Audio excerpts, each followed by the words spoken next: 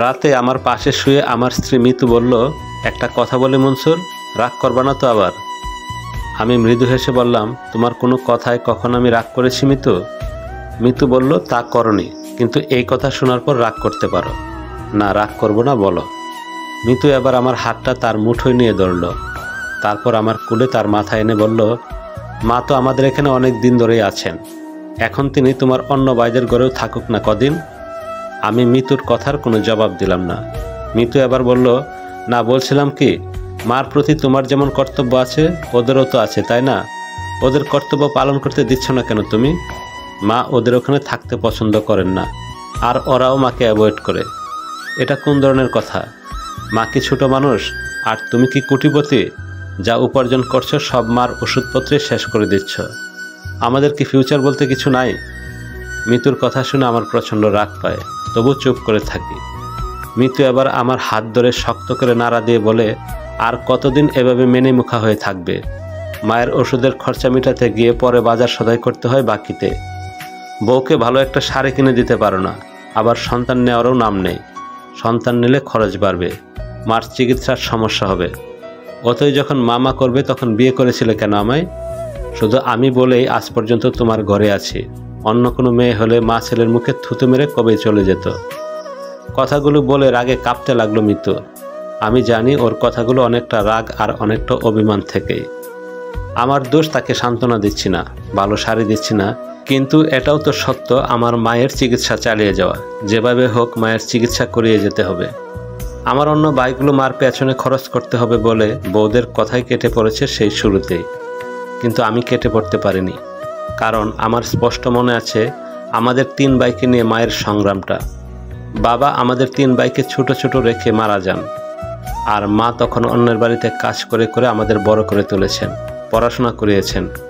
তার কারণে আমরা আজ সম্মানের সাথে বেঁচে আছি, পৃথিবীর আলো দেখছি। সেই মাকে ছেড়ে আমি চলে যাই কিভাবে? আমি মিতুকে বললাম, মিতু, তুমি আমায় ছেড়ে চলে গেলেও মাকে আমি ছাড়তে পারবো না, সরি। মিতু বলল, তোমার যেহেতু মায়ের প্রতি এত ভক্তি, তাহলে মাকে নিয়ে থাকো, আমি যাচ্ছি।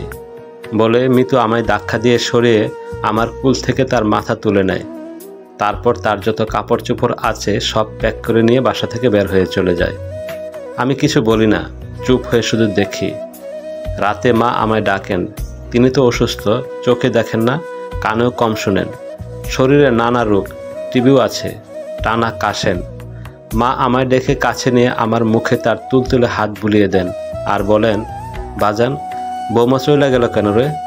আমি বলি, মা, ওর এখানে ভালো লাগে না, তাই চলে গেছে, ও না থাকলেই ভালো।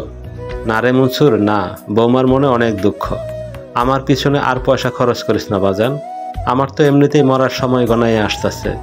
চিকিৎসা করাইলেও মরবো, না করাইলেও মরবো। এর চেয়ে বৌমার দিকে নজর দে, তার কথা শুন, সে যা বলে তা মাইনা নে। মার কথা শুনে আমার চোখ ভিজে উঠল।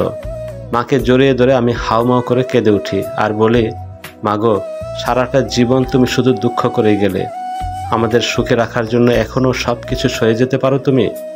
মাও কাঁদেন, কিন্তু তার শারীরিক দুর্বলতার জন্য সেই কান্নার শব্দ হয়ে আকাশ বাতাস কাঁপাতে পারে না। কিন্তু তার চোখের জল, সেই জলের দিকে তাকালেই বুকটা দুঃখ করে ওঠে। এই জলের বার যে উহুদ পাহাড়ের চেয়েও বেশি। রাতে মিতুর মা ফোন দেয় আমায়, বাবা, সব কিছু আবেগ দিয়ে হয় না, মা তো আর তোমার একার না, আরও 2 ভাই আছে তোমার, তারা না দেখলে তুমি একা দেখবা কেন তোমার মারে? আমি তার কথা শুনে চুপ থাকি, উত্তর করি না। মিতুর মা আমায় চুপ থাকতে দেখে বলেন, মিতুরে কিভাবে তুমি পাঠিয়ে দিতে পারলা? তুমি কি ভাবছো মিতুর তুমি ছাড়া কোনো গতি নাই? না বাবা, এটা ভাইব না। মিতুর চেহারা স্রোত কম না, পড়াশোনা আছে, বাপের অর্থবিত্ত আছে, তারে ইচ্ছা করলে আজকে আমি আরেক বিয়া দিতে পারি, কিন্তু দিতেছি না। এইসব ঝামেলায় না যাওয়াই ভালো। মনসুর, তুমি রাতে চিন্তা করো, ভেবে দেখো কি করবা। আমি চুপচাপ এই পাশ থেকে ফোন কেটে দেই। তারপর একটা দীর্ঘশ্বাস ছেড়ে ভাবতে থাকি, পৃথিবীতে আদৌ কোনো ভালো মানুষ আছে তো? সারা রাত আমার ঘুম হয় না, জলে চোখ কেমন ঝাপসা হয়ে আসে, বারংবার কেবল মনে হতে থাকে মায়ের সেই সংগ্রামের কথা। আমার ছোট ভাই ইশতিয়াক তখন 5 বছরের। ইশতিয়াকের পেটে ব্যথা শুরু হয়েছে গভীর রাতে, ব্যথায় সে চিৎকার করে কাঁদছে। আম্মা তখন ভীষণ বিপদে পড়েছেন। এই অত রাতে আমায় ঘুম থেকে ডেকে তুললেন তিনি। তারপর বললেন, মনসুর, তুই হারিকেন লয়ে আমার আগে আগে হাঁটবি, আর আমি সেই আলোতে ইশতিয়াকরে কুলে নিয়ে হাঁটব। আমার মা সেদিন হাঁটতে হাঁটতে 3 মাইল পথ পাড়ি দিয়ে বাজারে গেলেন, কিন্তু কোনো দোকান তখন আর খোলা নেই। বাজারের পাহারাদারের কাছে গেলেন ডাক্তারের বাড়ির ঠিকানা জোগাড় করতে। সেই পাহারাদার বলল, আসেন, আপনারা আমি লইয়া যাই। আম্মা সরল মনে বললেন, আচ্ছা। কিন্তু তিনি তো আর জানতেন না পাহারাদার তাকে ভুল পথ দেখিয়ে বনের দিকে নিয়ে যাবে। ইশতিয়াক পেটের ব্যথায় কাঁদতে কাঁদতে ক্লান্ত হয়ে আম্মার কাঁধের উপর হেলে পড়েছে ততক্ষণে। আম্মা কান্না ভেজা গলায় বললেন, আরেকটু বাজান, আরেকটু। ঠিক এই সময় আমার হাত থেকে হারিকেনটা নিয়ে কোনো একটা গাছের সাথে আঘাত করে সেই হারিকেন ভেঙে ফেলল পাহারাদার। তারপর দেখি চারদিকে গুটগুটে আদার। সেই আদারে শুধু আমার মায়ের তীব্র আর্তনাদ শুনতে পেলাম। 8 বছর বয়সের ছেলে আমি, না বুঝলেও অনেক কিছুই বুঝি। আমার মা কাঁদতে চেয়েও কাঁদতে পারছে না, মুখে ওই শুয়ার চেপে ধরেছে। আমি কি করব কিছুই বুঝতে পারছি না। কিন্তু আমার কিছু করার আগে আম্মা ওই শুয়ারটার কাছ থেকে কিভাবে যেন ছুটে গেলেন। তারপর ইশতিয়াককে কুলে তুলে অন্ধকারের ভেতর দৌড়াতে লাগলেন। আমিও আম্মার পেছনে দৌড়াতে লাগলাম, আর আমাদের পেছনে ওই বাজারের পাহারাদার। সেদিন দৌড়াতে দৌড়াতে আমরা যখন বাড়ি পর্যন্ত পৌঁছি তখন মসজিদে ফজরের আজান হয়। আমার চোখে তখন রাজ্যের ঘুম। আমি ঘুমিয়ে যাই, কিন্তু আম্মা ঘুমান না। ক্লান্ত ইশতিয়াককে কুলে নিয়ে আবার বাজারে যান, ডাক্তার দেখান, তারপর ফিরে আসেন বাড়িতে। ইশতিয়াকের পেটে ব্যথা কমার আগে ঘুম তো দূরের কথা, 1 ফোঁটা জল পর্যন্ত আম্মা ছুঁয়ে দেখেননি। সেই জন্মদাত্রী মাকে আমি কি করে ভুলে যেতে পারি? ইশতিয়াক স্বার্থপর হতে পারে, কিন্তু আমি তো পারবো না। মায়ের পায়ের নিচে যে সন্তানের বেহেশত, কিংবা বেহেশত না থাকলেই বা কি, মা নিজেই তো 8টি বেহেশত। সকালবেলা বিছানা ছেড়ে উঠে চুলোতে গিয়ে ভাত চড়াই, তরকারি কুটে নিজেই রান্না করি। তারপর আম্মার কাছে প্লেট ভর্তি ভাত তরকারি নিয়ে যায়। ভাত মাখিয়ে আম্মার মুখে তুলে দেয়। আম্মা মুখে ভাত নিয়ে চোখ মুছেন। তারপর বেজা গলায় বলেন, মনসুর, বউরে ফিরাই আন বাপ। আমি আস্তে করে বলি, আম্মা, ও নিজেই আসবে একদিন। শুধু মিতু না, আপনার ছোট ছেলে ইশতিয়াক আর তার স্ত্রীও ফিরে আসবে। আম্মা আমার মুখের দিকে তাকান, কিছুই বোধহয় বুঝতে পারছেন না তিনি।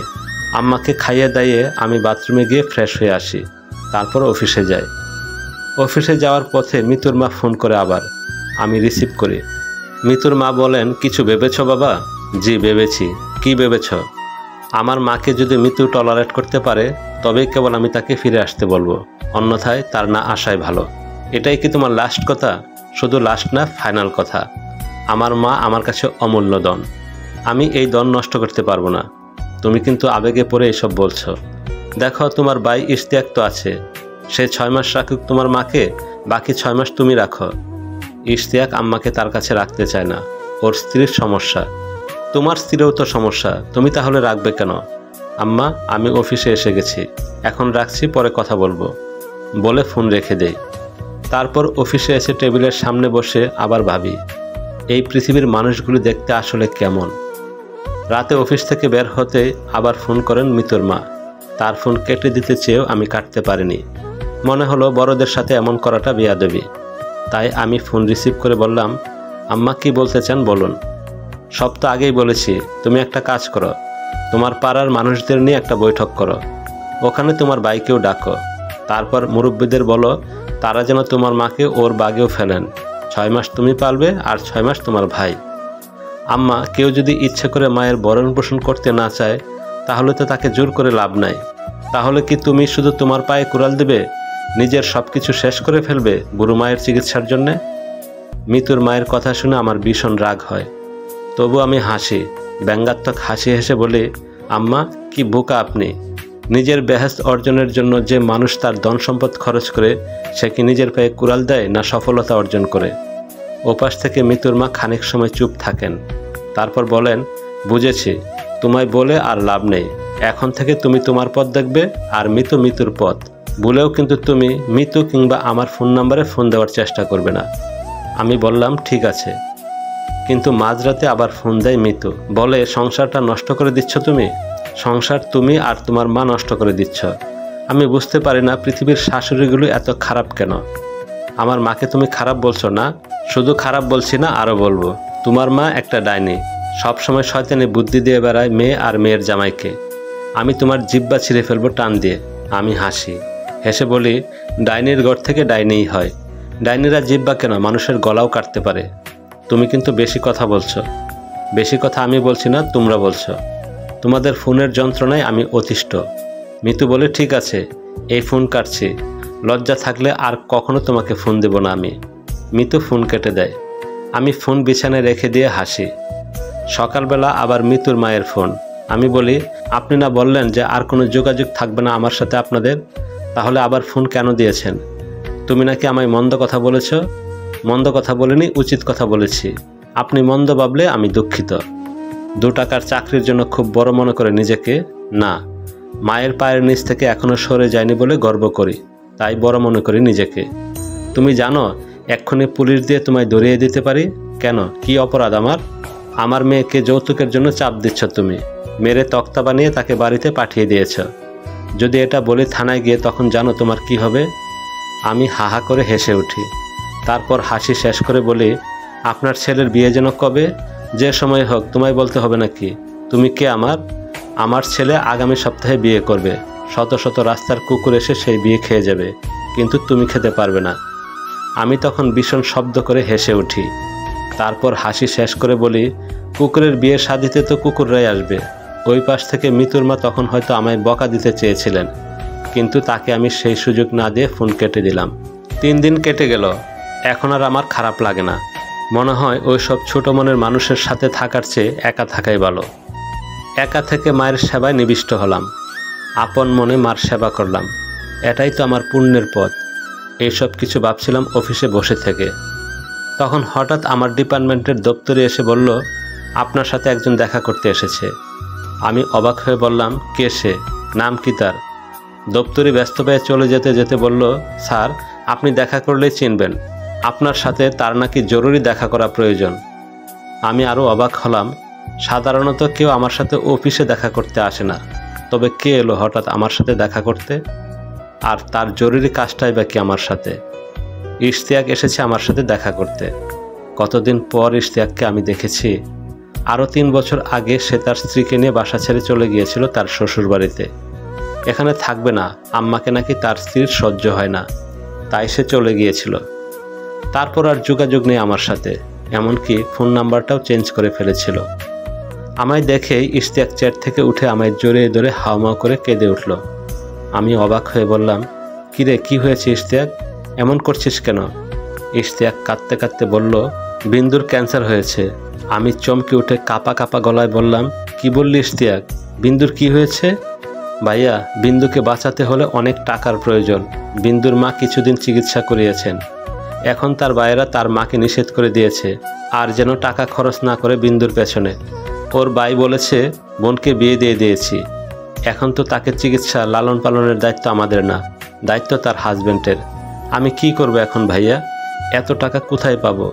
বিন্দুর ভাবিদের কাছে অসহ্য লাগে এখন আমাদের। মনে হয় আমরা তাদের কাছে বোঝা হয়ে আছি। আমার শাশুড়ি আজ কেঁদে কেটে বলল, বাবা, কোনো উপায় বের করো, মেয়েটাকে বাঁচাও।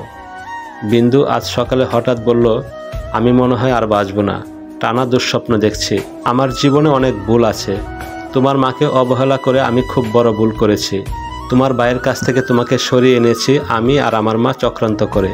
এই জন্য শাস্তি পাচ্ছি, আমি কঠিন শাস্তি পাচ্ছি। আমি উনাদের কাছে ক্ষমা চাইতে চাই। প্লিজ আমাকে তুমি উনাদের কাছে নিয়ে যাও একবার। ইশতিয়াকের মুখ থেকে কথাগুলো শুনে আমার বিশ্বাস হচ্ছে না। আমি কিংবা আম্মা, আমরা কেউ তো চাইনি ইশতিয়াক কিংবা তার স্ত্রী কোনো কঠিন বিপদে পড়ুক। ইশতিয়াক তো ছোট, ও ভুল করতেই পারে। আমরা আশায় ছিলাম ও তার ভুল ভেঙে স্ত্রীকে সাথে করে নিয়ে একদিন আমাদের কাছে ফিরে আসবে, কিন্তু আমরা এমনভাবে তাদের ফেরা চাইনি। আমার চোখ আর বাদ মানছে না। টপ টপ করে চোখ থেকে জল গড়িয়ে পড়ছে গালের উপর। সেই জল আমি মুছলাম না। ইশতিয়াককেও শক্ত করে বুকের সাথে জাপটে ধরলাম। তারপর কান্না ভেজা গলায় কাঁপতে কাঁপতে বললাম, বিন্দুর কিচ্ছু হবে না। প্রয়োজনে বিটামাটি বেছে দিয়ে ওর চিকিৎসা করাবো আমি। দেখিস ও সুস্থ হয়ে যাবে ভাই, আগের মতো হয়ে যাবে বিন্দু। ইশতিয়াক আমার দিকে তাকায়। তার চোখ লাল টকটকে, মুখটা কেমন অসহায়ের মতো। তাকে এইভাবে দেখতে আমার মুঠেও ভালো লাগে না। খুব কান্না পায় ওর জন্য, খুব খুব কান্না পায়। বিন্দুকে নিয়ে পরদিন ফিরে আসে ইশতিয়াক। বিন্দুর সুন্দর মুখটা কেমন ফ্যাকাশে বর্ণের হয়ে গেছে, চোখের নিচে গাঢ় কালি জমেছে, শরীরটা শুকিয়ে পাটকাঠি হয়ে গেছে। কি মায়া যে হয় ওকে দেখলে, ইচ্ছে করে চিৎকার করে কেঁদে উঠতে। আমার তো কোনো আপন বোন নেই। ইশতিয়াক যখন বিন্দুকে বউ করে ঘরে আনলো তখন থেকেই তাকে আমি বোন ভাবতাম। এই বোনটার কিছু হলে আমি বাঁচব কী করে? বিন্দু এসেই আম্মার পায়ে পড়ে যায়, ডুকরে কেঁদে উঠে ক্ষমা চায়। আম্মাও কেঁদে ওঠেন ছোট্ট বাচ্চাদের মতো। বিন্দুর মাথায় তিনি তার নরম হাত বুলিয়ে দিতে দিতে বলেন, ভয় করো না গো মা, আল্লাহ তোমারে সুস্থ করে দিবেন। ইশতিয়াক এসে আম্মাকে জড়িয়ে ধরে হাওমাও করে কেঁদে উঠে আর বলে, আম্মা, আম্মা গো, তুমি আমায় মাফ করে দাও। আম্মা তার বেজা গলায় বলেন, বাজান, তুই যে ফিরে আইছস এটাই আমার শান্তি, তোর উপরে আমার কোনো রাগ গোসা নাই। তারপর বিন্দু আমার কাছে এসে মাপ চায়। আমি ওর মাথায় তখন হাত বুলিয়ে দেই আর শান্ত গলায় বলি, তোকে আমি সুস্থ করে তুলব বিন্দু, প্রয়োজনে সব কিছু শেষ করে দেব, তবু তোকে সুস্থ করে তুলব। বিন্দু সুস্থ হতে পারেনি আর। বাড়ি জমি বিটেমাটি কিছুই বিক্রি করার প্রয়োজন হয়নি। আমাদের বাড়িতে ফিরে আসার মাত্র 2 দিন পরেই রাতে হঠাৎ করে তার অসুখ বেড়ে যায়। আমি দ্রুত অ্যাম্বুলেন্স ডাকি, কিন্তু অ্যাম্বুলেন্স এসে পৌঁছার আগেই পৃথিবীর মায়া ছেড়ে চলে যায় বিন্দু। ইশতিয়াক কাঁদে, আমি কাঁদি, আম্মা কাঁদেন, চিৎকার করে আমরা কাঁদি। আমাদের কান্নার শব্দ আকাশ থেকে প্রতিধ্বনি হয়ে ফিরে আসে। আমরা সেই প্রতিধ্বনি শুনে আরও জোরে জোরে কাঁদতে থাকি। 1 বছর পরের কথা। মিতুর সাথে আমার আর কোনো যোগাযোগ নাই, কিন্তু হঠাৎ এক রাতে সে ফোন করে আমার নম্বরে, গভীর রাতে। আমি ঘুম ভেঙে উঠে ওর নম্বর দেখে ভীষণভাবে চমকে উঠি। তারপর তাড়াহুড়ো করে রিসিভ করতেই ওপাশ থেকে কান্নার আওয়াজ পাই। আমি জিজ্ঞেস করি, কি হলো মিতু, কি হয়েছে তোমার? মিতু কান্না ভেজা গলায় বলে, আজকে ভাইয়া আমাকে আর মাকে বাসা থেকে বের করে দিয়েছে। ভাইয়া এখন বাবির কথায় সব করছে। শুরুতে বাবি খুব ভালো ছিল, কিন্তু এখন তার আসল রূপ দেখাচ্ছে। ওর কথা শুনে আমার খুব দুঃখ হলো। আমি সৌম্য গলায় বললাম, মিতু, তোমরা এখন কোথায় আছো? আমাদের চাচার বাসায়। টেনশন করো না, আগামীকাল আমি এসে তোমায় নিয়ে যাব। পরদিন সকালবেলা আম্মার কাছে বলে মিতুকে আনতে গেলাম। মিতু আমায় দেখে আমাকে জড়িয়ে ধরে কাঁদতে কাঁদতে বলল, মা, আমায় মাফ করবেন তো? আমি হেসে বললাম, মায়েরা কখনো রাগ করে থাকতে পারে না। তারপর আমি মিতুর মাকে বললাম, আম্মা, আপনি দ্রুত রেডি হয়ে নিন। মিতুর মা চমকে উঠে বলল, আমি কেন রেডি হব বাবা? কারণ আপনিও আমাদের বাড়িতে যাবেন, এখন থেকে আপনি আমাদের বাড়িতেই থাকবেন। মিতুর মা আমার এই কথা শুনে হাউমাউ করে কেঁদে উঠলেন। কাঁদতে কাঁদতে তিনি বললেন, বাবা, আমায় মাফ করে দাও তুমি। আসলে স্বার্থপর হয়ে কেউ কখনো ভালো থাকতে পারে না। তুমি আমার চোখ খুলে দিয়েছ। আমি এতদিন ভুলের ভেতর ছিলাম। মিতুর মায়ের কথা শুনে আমি তাকালাম তার দিকে, তারপর মিতুর মুখের দিকে। তারপর মনে মনে আরও অনেকগুলো মুখ কল্পনা করলাম, আমার, আম্মার, ইশতিয়াক আর বিন্দুর। তারপর মনে মনে বললাম, আসলে মানুষ দেখতে কেমন?